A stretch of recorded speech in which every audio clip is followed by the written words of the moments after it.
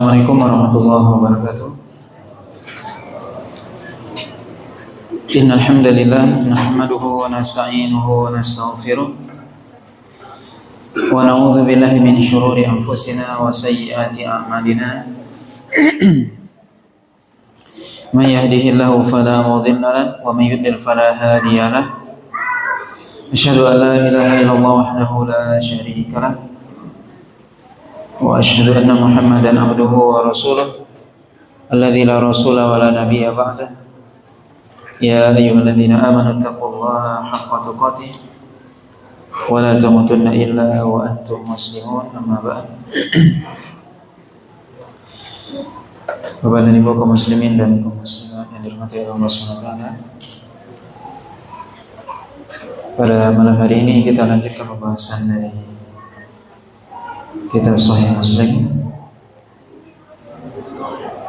masih dalam Kitab Az-Zakah, bab fadlu an-nafaqati 'ala al-iyal wal mamluk wa ithmu man dayya'ahum aw habsu nafaqatuhum anhum aw habsu nafaqatihim anhum.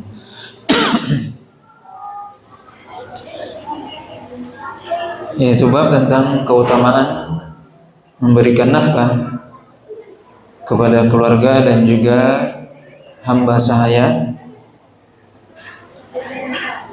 dan dosa bagi orang yang menyia-nyiakan mereka atau menahan nafkah mereka. Ini bab tentang keutamaan memberikan nafkah kepada keluarga dan hamba sahaya atau budak, dan dosa bagi orang yang menyia-nyiakan mereka atau menahan nafkah mereka.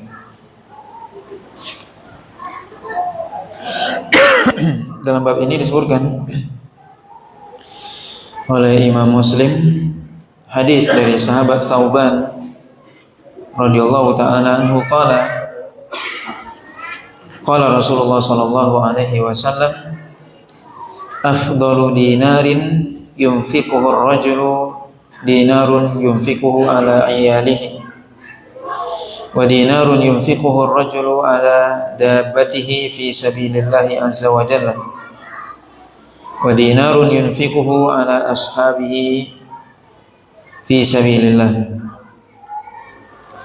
Qala Abu Kilabah wa bada bil iyal thumma qala Abu Kilabah wa ayyu rajulin a'dhamu ajran min rajulin yunfiqu ala iyalin sigharin yu'iffuhum aw yanfa'uhum Allah bihi wa yughnihim. Kemudian disebutkan dari sahabat Thauban bahwasanya Rasulullah SAW bersabda, dinar yang paling afdol, ya, dinar artinya uang emas di zaman Nabi SAW. Dinar yang paling afdol, yang paling utama adalah yang diinfakkan oleh seorang laki-laki adalah dinar yang dia infakkan kepada keluarganya, dan juga dinar yang dia infakkan terhadap kendaraannya di jalan Allah SWT, dan juga dinar yang dia infakkan kepada sahabat-sahabatnya di jalan Allah SWT. Kemudian Abu Kilabah mengatakan bahwasanya Rasulullah SAW memulai dengan keluarga. Kemudian Abu Kilabah mengatakan, siapakah orang yang paling besar pahalanya daripada seorang yang dia berinfak kepada keluarganya atau anak-anaknya yang masih kecil, yang dengan itu dia memberikan kepada mereka ifah sehingga tidak minta-minta pada orang lain, atau Allah SWT memberikan manfaat kepada mereka dengan harta tersebut, atau Allah SWT atau dia memberikan kecukupan kepada mereka. Maka dalam hadis ini faedah adalah disebutkan oleh para ulama bahwasanya berinfak atau memberikan nafkah artinya adalah mengeluarkan harta. Arti dari nafkah artinya mengeluarkan harta. Di mana seorang ketika dia mengeluarkan hartanya, yang paling utama adalah dia keluarkan untuk keluarganya. Itu yang paling utama. Dan Nabi memulai itu terlebih dahulu. Baru kemudian dia berinfak di jalan Allah dan yang lainnya. Di mana disebutkan yang paling mulia, yang paling besar pahalanya adalah seorang yang berinfak, mengeluarkan hartanya kepada keluarganya, sehingga dia dengan memberikan infak tersebut keluarganya tidak minta-minta, tidak menjadi beban bagi orang lain, yang dia bisa memberikan manfaat dan juga kecukupan kepada keluarganya tersebut. Maka hadis ini menunjukkan bagaimana seorang memulai dia memberikan nafkah atau mengeluarkan hartanya kepada keluarganya terlebih dahulu. Kemudian hadis selanjutnya dari Abi Hurairah radhiyallahu taala anhu qala Rasulullah sallallahu alaihi wasallam, dinarun anfaqtahu fi sabilillah wa dinarun anfaqtahu fi raqabatin wa dinarun tasaddaqta bihi ala miskinin wa dinarun anfaqtahu ala ahlika a'zamuha ajran alladhi anfaqtahu ala ahlika. Yaitu hadis dari Abu Hurairah radhiyallahu ta'ala anhu, beliau berkata, dan 1 dinar yang engkau infakkan untuk membebaskan budak, dan 1 dinar yang engkau sedekahkan kepada seorang miskin, dan 1 dinar yang engkau berikan kepada keluargamu, maka kata Rasulullah SAW, yang paling besar pahalanya adalah yang engkau infakkan di jalan yang engkau infakkan kepada keluargamu, kata Nabi SAW. Maka hadis Abu Hurairah ini juga menguatkan hadis sebelumnya, hadis Thauban, di mana seseorang ketika dia ingin berinfak mengeluarkan hartanya, bersedekah, dia yang paling utama tentunya kepada keluarganya terlebih dahulu, baru kepada yang lain.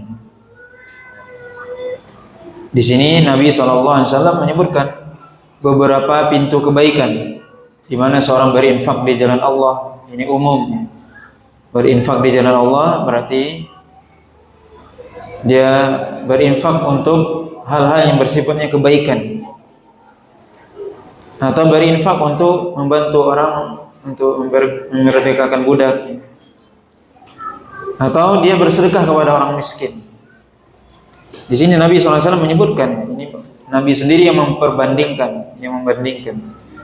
Maka kata Nabi, yang paling utama seorang berinfak kepada keluarganya terlebih dahulu.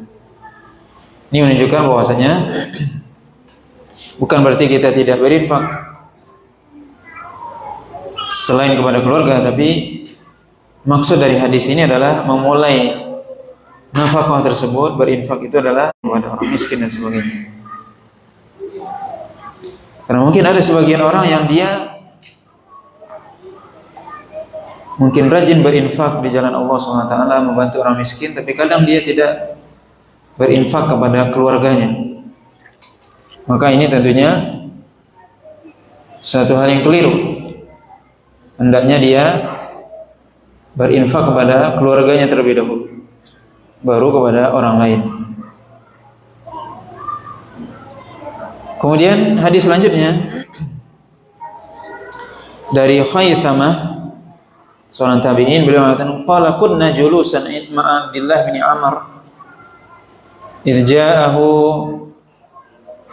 qahraman lahu fadakhala faqala a'tayta ar-raqiqa qutahum qala la qala fantalik fa'atihim qala Rasulullah sallallahu alaihi wasallam kafa bil mar'i itsman an yahbitha amman yamliku qutahu.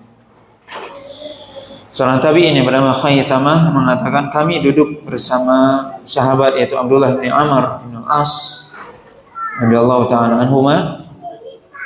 Ketika itu datang kepada beliau Qahraman ya. Qahraman itu bukan bahasa Arab tapi bahasa Persia yang menjadi bahasa Arab. Artinya adalah seorang yang dia bertugas menjaga gudang makanan atau mungkin bendahara dan sebagainya, yang mengurus logistik.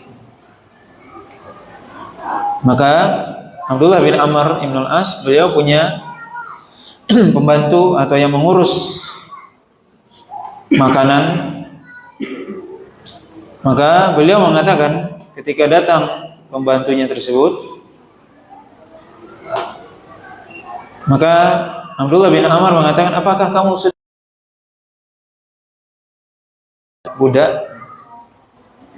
Kemudian pembantu atau pekerja tadi mengatakan belum atau tidak. Maka Abdullah bin Amr bin As mengatakan, pergilah dan berikan kepada mereka makanan mereka. Kemudian beliau mengatakan bahwasanya Rasulullah SAW bersabda, cukup bagi seseorang menjadi dosa baginya ketika dia menahan makanan yang itu menjadi hak bagi orang yang di bawah tanggungannya. Kafa bil mar'i itsman ayyahbisa amman yamliku qutahu, yaitu cukup bagi seorang hamba menjadi dosa baginya ketika dia menahan makanan atau kebutuhan bagi orang yang menjadi tanggungannya. Amman yamlik, orang yang dia miliki atau yang dia menjadi tanggung jawabnya. Termasuk di sini adalah budak. Seorang ketika dia memiliki budak, maka wajib dia memberi makan kepada budak tersebut, pakaian, makanan kepada budak. Maka Nabi di sini memberikan peringatan, cukup menjadi dosa, sebuah dosa. Artinya seorang ketika dia tidak memberikan hak nafkah kepada keluarganya, itu menjadi dosa bagi dia. Ketika dia mampu tadi, dia mampu memberikan nafkah, kemudian dia tahan tidak diberikan, maka itu menjadi dosa baginya. Kemudian bab selanjutnya, al-ibtida'u fin nafaqah bin nafsi thumma ahlihi thumma al-qarabah. Memulai nafkah itu adalah terhadap diri sendiri, kemudian keluarga, dan kemudian karib kerabat. Di sini disebutkan hadis dari Jabir bin Abdullah radhiyallahu taala anhuma annahu qala a'taqa rajulun min bani Udhrah abdan lahu an duburin fabalagha dhalika Rasulullah sallallahu alaihi wasallam faqala alaka malun ghairuhu faqala la faqala man yashtarihi minni fashtarahu Nu'aim ibni Abdullah al-Adawi bi thamani mi'ati dirhamin faja'a biha Rasulullah sallallahu alaihi wasallam fadafa'aha ilaihi thumma qala ibda' bi nafsika fatasaddaq 'alaiha fa in fadala syai'un fali ahlika fa in fadala an ahlika syai'un fali dhi qarabatika fa in fadala an dhi qarabatika syai'un fahakadha wa hakadha yaqulu baina yadayka wa an yaminika wa an shimalika. Itu hadis dari Jabir bin Abdullah radhiyallahu taala anhuma, bahwasanya beliau mengatakan ada seorang di zaman Nabi sallallahu alaihi wasallam yang beliau memerdekakan budak dari beliau ini dari Bani Udhrah. Maka beliau memerdekakan budak. Anduburin itu maksudnya adalah, para ahli fikih mengatakan istilahnya adalah ketika seorang tuan atau sayyid mengatakan kamu merdeka kalau saya mati, itu namanya anduburin. Maka budak tersebut disebut mudabbar, di mana dia akan bebas dengan syarat nanti tuannya meninggal, atau ibaratnya dia bergantung kemerdekaannya dengan kematian tuannya. Itu namanya mudabbar atau anduburin. Maka seorang sahabat tadi mengatakan ya bahwasanya dia memerdekakan budak. Anduburin yaitu ketika dia mengatakan kamu merdeka kalau saya meninggal. Fabalagha dzalika Rasulullah sallallahu alaihi wasallam, maka kemudian berita itu sampai kepada Rasulullah sallallahu alaihi wasallam.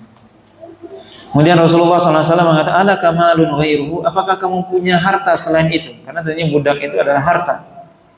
Karena budak itu diperjualbelikan, harganya mahal.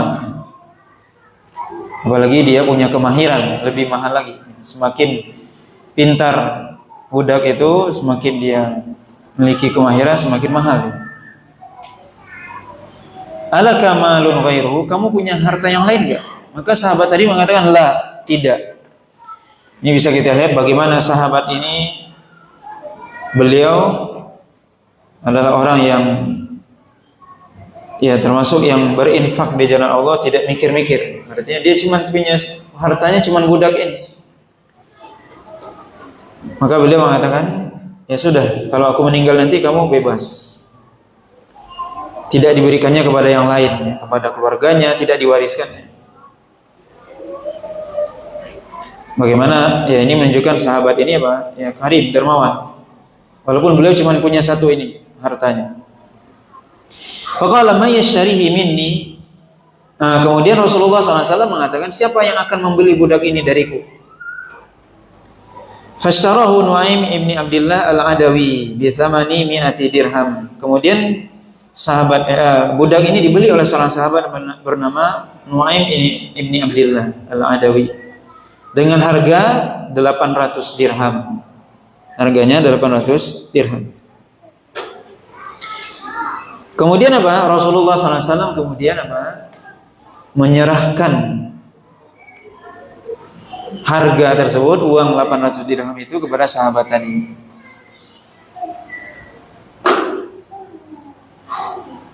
Maka di sini kita lihat bahwasanya Rasulullah menjadi wakil dari sahabat tadi untuk menjualkan budaknya. Maka boleh seorang menjadi wakil ketika dia jual beli. Walaupun sebenarnya awalnya sahabat ini tidak bermaksud berjual beli. Tapi Nabi SAW ketika menanya, ternyata dia tidak punya harta kecuali itu. Maka Nabi SAW menjual budak tersebut dengan harga 800. Dibeli oleh sahabat Nuaim bin Abdullah dengan harga 800 dirham. Kemudian diberikan kepada sahabat tadi. Kemudian Rasulullah SAW bersabda, ibda binafsika fatasaddaq alaihi. Mulailah dengan dirimu, maka hendaknya kamu bersedekah pada dirimu. Maksudnya berikan hak dirimu. Kata Nabi, ibda binafsika, mulailah dari dirimu, yaitu bersedekahlah terhadap dirimu sendiri. Apa maksudnya? Tentunya diri kita memiliki hak yang sifatnya jasmani, misalnya dia butuh makan, pakaian dan sebagainya. Berikan hak pada dirimu. Fa in fadala syai'un fali ahlika. Kalau seandainya ada sisa atau kelebihan, maka berikan kepada keluargamu. Keluarga di sini maksudnya apa? Yaitu anak dan istri maksudnya. Yang menjadi tanggungan. Fa in fadala an ahlika syai'un falidhi qarabatika. Kalau seandainya masih ada kelebihan, maka berikan kepada karib kerabatmu, baik dari kalangan bapak ataupun ibu. Dan tentunya didahulukan kerabat dari bapak. Fa in fadala an dhi qarabatika syai'un fahakadha wa hakadha. Maka Nabi mengatakan, kalau masih bersisa dari karib kerabatmu, masih ada sisa harta tersebut, maka berikanlah seperti ini dan seperti ini. Kemudian Nabi SAW menjelaskan, memberikan isyarat dengan kedua tangannya dari di depannya, di depan, di kanan dan di kiri. Maksudnya apa? Orang yang terdekat di kanan dan kiri. Bisa jadi maksudnya adalah karib kerabat dan juga tetangga. Orang yang dekat baik di kanan kiri.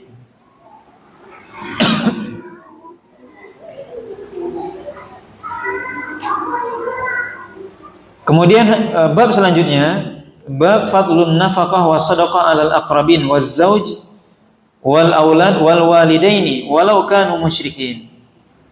Keutamaan memberikan nafkah, nafaqah dan sedekah atau sedekah kepada karib kerabat, suami dan anak-anak dan kedua orang tua walaupun mereka musyrik.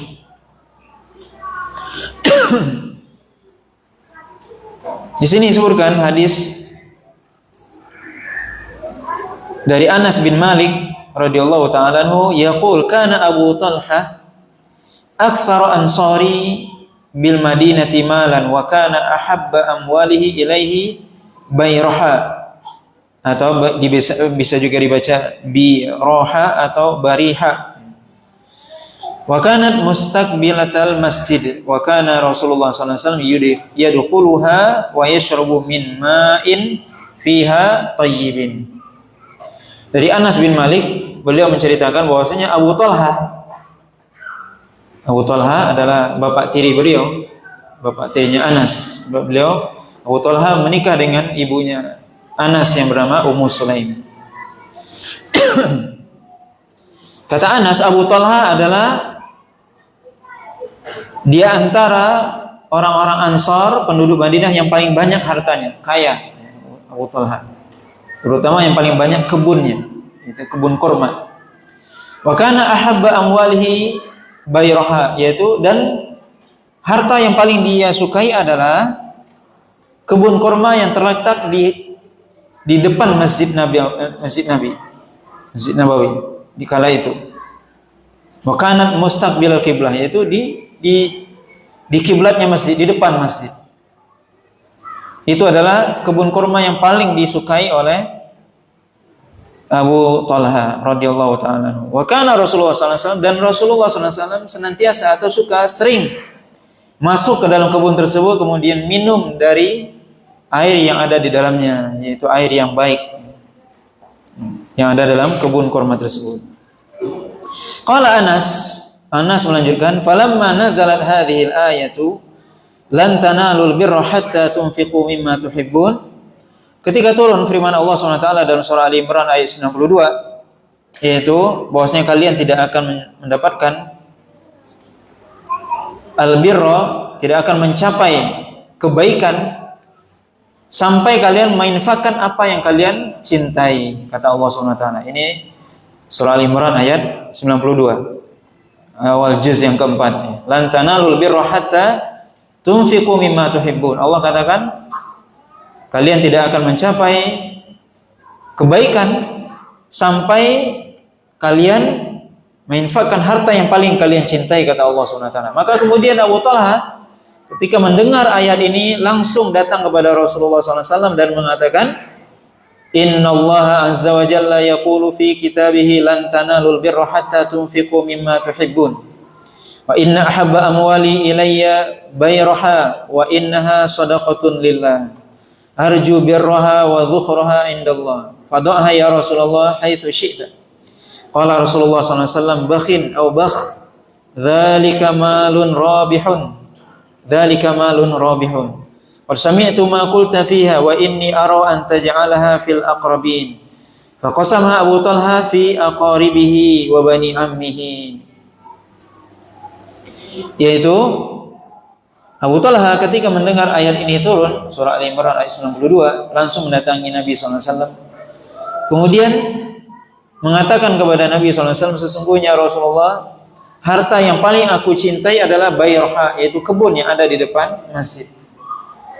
Dan sesungguhnya kebun tersebut sedekah di jalan Allah SWT. Dan aku berharap kebaikannya dan simpanannya nanti di sisi Allah SWT. pahala dan ganjaran di sisi Allah. Maka silakan ya Rasulullah, engkau bagikan harta tersebut sesuai dengan kehendakmu. Maka Rasulullah SAW mengatakan ini adalah harta yang beruntung ya. Ini adalah harta yang penuh keberuntungan kata Nabi. Maksudnya adalah beruntung mendapatkan surga Allah SWT karena dia menginfakkan harta yang paling dia cintai kata Nabi. Maka Nabi SAW memuji Abu Talha di sini. Dzalika malun rabihun, ini adalah harta yang paling Anda dapatkan keuntungan darinya, paling beruntung. Qad sami'tu ma qulta fiha, aku sudah mendengar apa yang kamu katakan tentang harta ini, dan aku berpendapat kata Nabi, engkau bagikan harta ini kepada karib kerabatmu. Maka kemudian Abu Talha membagikan harta tersebut, kebun kurma tersebut, kepada karib kerabatnya dan juga anak-anak pamannya. Pamannya maksudnya di sini adalah saudara bapaknya, paman dari sisi ayah.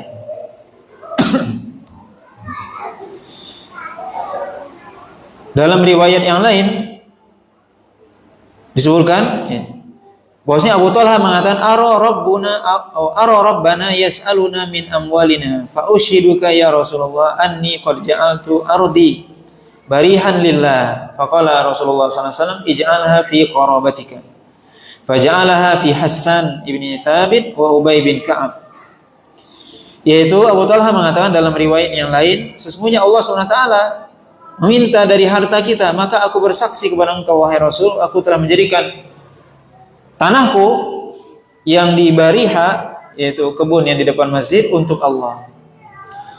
Maka Rasulullah SAW mengatakan, jadikanlah harta tersebut atau bagikanlah dia kepada karib kerabatmu. Maka kemudian Abu Talha membagikan harta tersebut, kebun kurma tersebut kepada Hasan bin Thabit dan juga Ubay bin Ka'ab, yang mana mereka adalah termasuk kerabat dari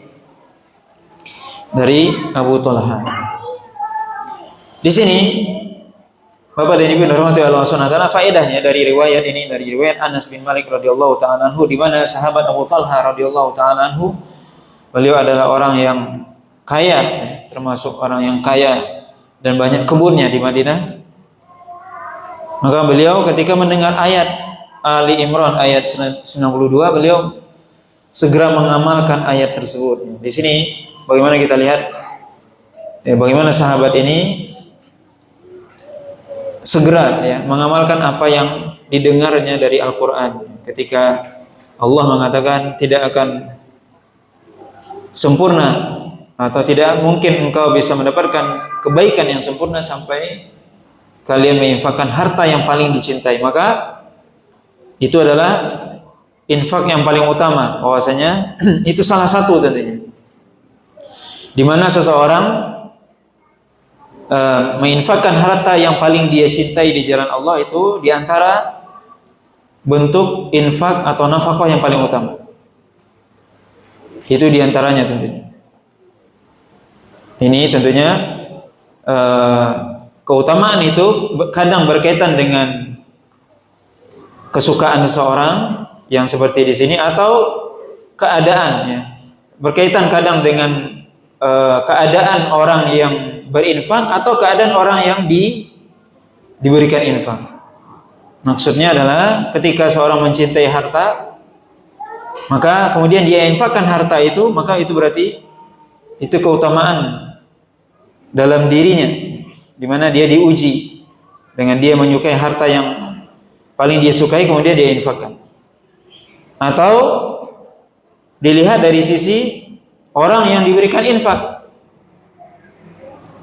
Tentunya termasuk di sini yang kita bacakan tadi, orang yang paling utama untuk diberikan infak sedekah adalah keluarga sendiri, atau orang yang paling membutuhkan. Kemudian faedah dari hadis ini juga bahwasanya di antara kebaikan adalah seorang dia memberikan infak atau sedekah kepada karib kerabatnya, dan itu yang paling utama setelah keluarganya. Tentunya Rasulullah SAW ketika menyampaikan atau membagikan harta tersebut kepada keluarga Abi Thalha, adik kerabatnya, Nabi sudah tahu bahwasanya keluarga beliau sudah cukup, sudah diberikan kecukupan. Maka seorang memulai seperti tadi dalam hadis sebelumnya disebutkan, ketika dia memberikan harta, bersedekah memulai dari dirinya, kemudian keluarganya, kemudian karib kerabatnya, baru orang lain.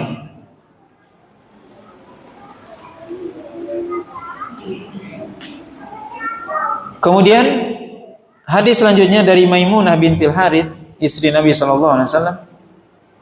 Maimunah bintil Harith, salah seorang istri Nabi sallallahu alaihi wasallam, bahwasanya beliau annaha taqat walidatan fi zamani Rasulillah sallallahu alaihi wasallam, bahwasanya beliau memerdekakan seorang budak perempuan yang masih kecil di zaman Rasulullah sallallahu alaihi wasallam. Fa dzakarat dzalika li Rasulillah. Kemudian Rasulullah sallallahu alaihi wasallam kemudian disampaikan hal itu, atau beliau menyampaikan hal itu kepada Rasulullah SAW. Maka Rasulullah SAW mengatakan, "Lau a'taitiha akhwalaki kana a'zama li ajriki." Kata Nabi SAW, kalau seandainya kamu berikan budak itu kepada paman-pamanmu, akhwal yaitu paman dari ibu, kana a'zama li ajriki, itu adalah pahala yang lebih besar bagimu. Dalam riwayat yang lain dalam Sahih Bukhari disebutkan bukan akhwal tapi akhwat. Ini dalam riwayat Muslim, lau a'taitiha akhwalaki, kalau seandainya engkau memberikan kepada paman-pamanmu dari ibu, ya saudara-saudara ibu. Dalam riwayat Bukhari bukan akhwal tapi akhawatika, yaitu saudari-saudarimu. Maka tentunya yang paling utama mendahulukan yang paling dekat. Yang paling dekat adalah saudari, baru bibi atau paman. Kemudian hadis selanjutnya dari Zainab imraati Abdullah, qalat qala Rasulullah sallallahu alaihi wasallam, tasaddaqna ya ma'syaran nisa walau min hulikunna. Qalat faraja'tu ila Abdillah faqultu innaka rajulun khafifu dhatil yad wa inna Rasulullah sallallahu alaihi wasallam qad amarna bi sadaqah fa'tihi fas'alhu fa in kana dhalika yajzi anni wa illa saraftuha ila ghairikum. Qalat faqala li Abdullah bal i'tihi anti. Faqalat fantalaqtu fa idza imra'atun minal ansar bi babi Rasulillah sallallahu alaihi wasallam hajati hajatuha. Qalat wa kana Rasulullah sallallahu alaihi wasallam qad ulqiyat alaihi al-mahabah.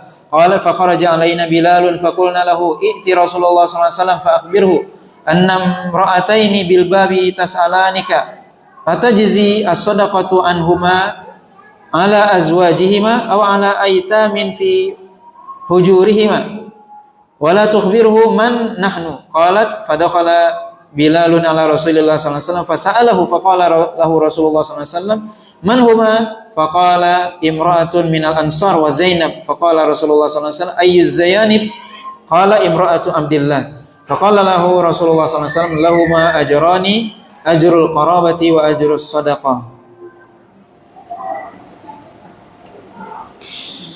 Hadis ini dari Zainab, istri dari Abdullah bin Mas'ud radhiyallahu taala anhuma, bahwasanya beliau berkata bahwasanya Rasulullah SAW bersabda, Nabi SAW pernah menyampaikan di hadapan para sahabiat, ibu-ibu di zaman Nabi SAW, Nabi mengatakan tasaddaqna ya ma'syaran nisa, yaitu bersedekahlah wahai para wanita, walau min hulikunna, walaupun itu dari perhiasan Anda sekalian. Maka istri Abdullah bin Mas'ud langsung pulang kepada suaminya Abdullah bin Mas'ud. Kemudian aku berkata, sesungguhnya kamu ini innaka rajulun khafifu dhatil yadain.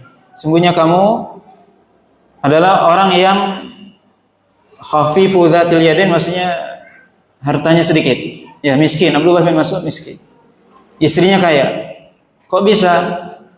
Ya mungkin istrinya dapat warisan atau dikasih saudaranya dan sebagainya. Suaminya miskin. Abdullah bin Mas'ud. Istrinya Zainab kaya. Wa inna Rasulullah SAW qad amara Nabi sadaqah. Sesungguhnya Rasulullah SAW menyuruh kami untuk bersedekah. Fa'tihi fas'alhu. Datanglah kepada beliau, tanyakan. Jika sedekah itu cukup bagiku, artinya kalau aku berikan kepadamu cukup, aku berikan kepadamu sedekah ini. Kalau enggak, kepada yang lain. Maka Zainab mengatakan, Abdullah mengatakan kepadaku, kamu yang pergi sana, tanya, kata Abdullah bin Mas'ud, kamu yang datang sama Nabi, tanya. Kenapa Abdullah bin Mas'ud malah menyuruh istrinya yang bertanya kepada Rasul? Tentunya beliau malu. Ya, maksudnya apa? Istrinya mau bersedekah kepada dia.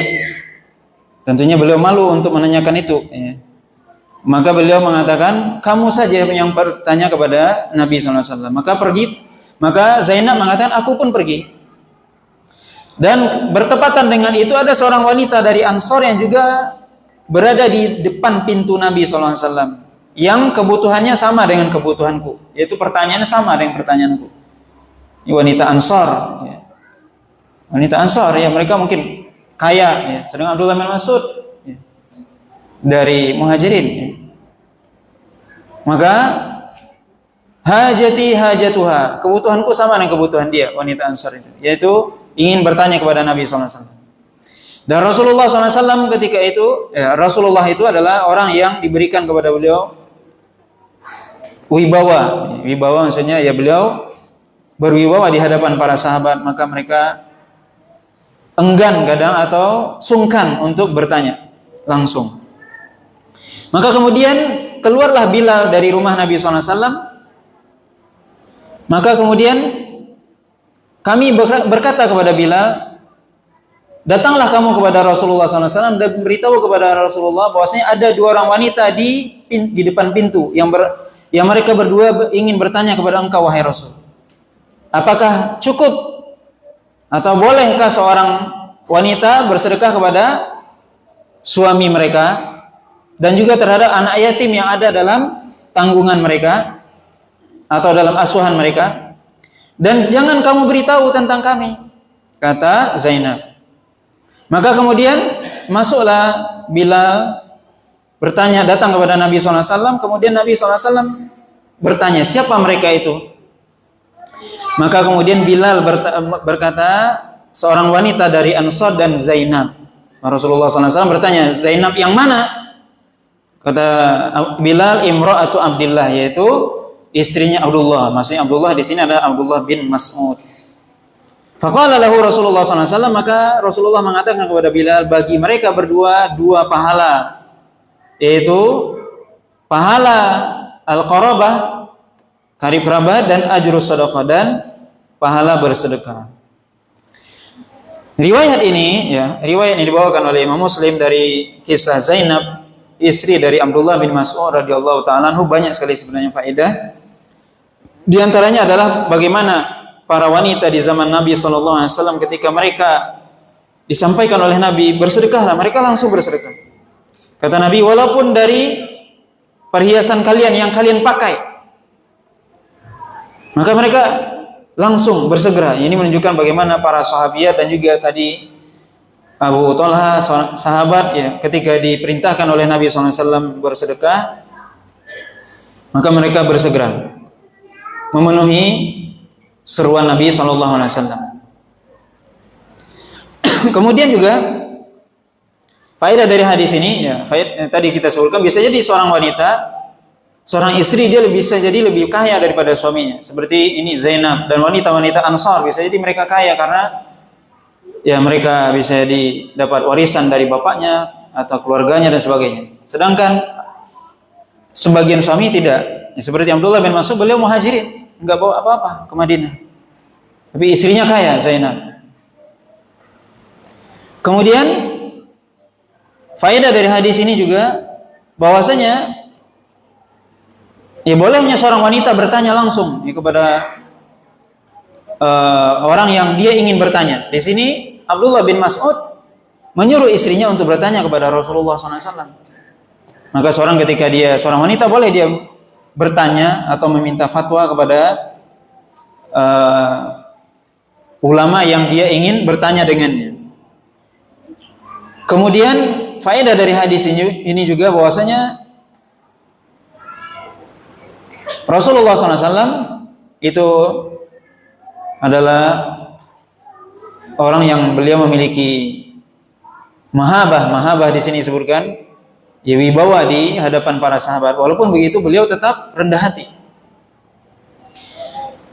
Kemudian juga faedah dari hadis ini adalah bahwasanya seorang, ya, pertanyaan dari Zainab bahwasanya seorang boleh seorang wanita boleh dia bersedekah, atau bahkan di sini dianjurkan oleh Nabi SAW bersedekah kepada suaminya kalau memang suaminya miskin. Dia miskin, suaminya miskin, istrinya kaya, maka kasih suaminya, bersedekah kepada suami, bukan kepada orang lain terlebih dahulu. Maka ini disebutkan ya, tadi bagaimana Zainab bertanya kepada Nabi, dan di sini bisa kita lihat bagaimana seorang ketika dia tidak punya ilmu dia bertanya. Ini Zainab ya, ketika disuruh oleh Nabi SAW bersedekah, maka beliau bersedekah. Cuman ragu, gimana aku bersedekah kepada suami sendiri? Itu buat ragu. Maka bertanya beliau kepada Nabi SAW. Maka syifa'ul as-su'al, kata Nabi SAW, yaitu obatnya ketidaktahuan bertanya. Kalau nggak tahu bertanya, itulah obat dari sebuah ketidaktahuan. Jangan kita berbuat sendiri tanpa bertanya. Maka di sini Zainab bertanya kepada Rasulullah SAW, bolehkah seorang wanita bersedekah kepada suaminya sendiri atau anak yang menjadi tanggungannya, anak yatim yang ada tanggungannya, atau anak tirinya dan sebagainya? Maka Nabi SAW di sini mengatakan, bagimu dua pahala, dua ganjaran, pahala sedekah dan pahala kerabat. Maka suami adalah orang yang paling dekat. Maka tentunya boleh istri bersedekah kepada suaminya. Dan juga disebutkan oleh para ulama, walaupun di sini ya Imam Nawawi mengatakan hadis-hadis ini semua menunjukkan sedekah tatawwu, yaitu sedekah yang sifatnya yang tidak wajib. Tapi itu boleh. Kalau memang dia miskin, maka dia boleh mendapatkan sedekah dari istrinya. Kemudian faedah dari hadis ini juga, hukum asalnya adalah seseorang ketika dia diberikan amanah untuk menjaga rahasia, dia tidak boleh memberitahukan. Sebagaimana Zainab tadi berkata kepada Bilal, tanyakan ini dan tidak perlu kamu beritahu siapa yang bertanya. Itu hukum asalnya. Tapi ketika Nabi yang bertanya, maka pertanyaan Nabi harus dijawab. Siapa yang bertanya? Kata Bilal, salah seorang wanita dari Ansar. Kemudian Zainab yang mana ini? Maka di sini bisa kita lihat bagaimana ya, istri sahabat dikenal oleh Nabi SAW. Zainab yang mana? Banyak yang namanya Zainab. Zainab yang mana ini, kata Nabi SAW. Maka Bilal mengatakan Imra'ah Abdillah, yaitu istrinya Abdullah bin Mas'ud. Maka ini menunjukkan bahwasanya ya, hukum asal sebenarnya seorang ketika dia diberikan amanah untuk menjaga rahasia nggak boleh diberitahukan. Ini hanya khusus kepada Nabi SAW. Hadis ini hanya khusus ya. Jangan dikiaskan dengan yang lain. Hari ini misalnya ada orang yang mengamanahkan kepada kita rahasia, harus disimpan. Jangan beritahukan siapa yang menyampaikan atau jangan disampaikan. Kenapa ini Bilal menyebutkan padahal tadi Zainab sudah mewasiatkan atau sudah memberitahukan jangan beritahu identitas kami, karena ini Rasul yang bertanya. Maka Rasulullah itu punya keistimewaan sendiri, yaitu ketika Rasulullah SAW bertanya harus dijawab oleh para sahabat dengan terus terang. Ini. Maka di sini Bilal, tentunya ini menunjukkan Bilal orang yang faqih. Ya. Tidak beliau mengatakan, wah ini rahasia wahai Rasul. Nggak boleh dia mengatakan itu di hadapan Nabi. Itu tidak beradab kepada Nabi. Tapi ini Bilal. Bagaimana beliau mengetahui ini? Allah SWT katakan, ya ayyuhalladzina amanu stajibu lillahi wa lirrasul idza da'akum lima yuhyikum. Wahai orang beriman, penuhi panggilan Rasul ketika Rasul memanggil. Artinya juga ketika Rasul bertanya wajib dijawab. Maka ini kekhususan ya. Kekhususan sekali lagi tidak boleh ini menjadi dalil, hadis ini menjadi dalil bahwasanya ketika ada orang yang memberikan rahasia kepada kita terus kita beberkan. Hadisnya apa? Dalilnya ini hadis Zainab, enggak. Itu yang bertanya khusus Rasulullah SAW. Ini harus dipahami supaya ya kita tidak membuka rahasia.